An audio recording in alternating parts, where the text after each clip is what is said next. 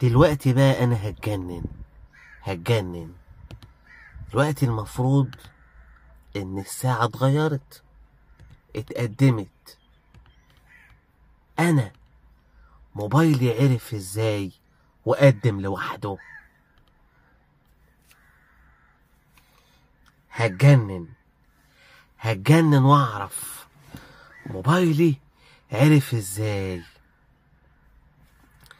مفيش حد يلعب في موبايلي على فكرة، الخصوصية عندنا اهم حاجة.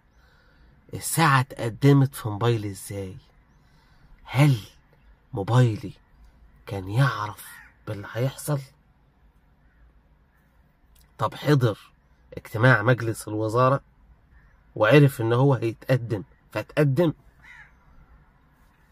كنا قاعدين الساعة 12، فجأة لقيتها الساعة 1 في موبايلي، ولقيته التوقيت الصيفي. مين اللي قال لموبايلي يشتغل توقيت صيفي؟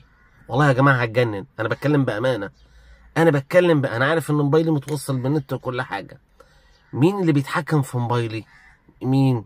هل الفيسبوك عرف ان انا عايز اغير الساعة فاغيرها لوحده؟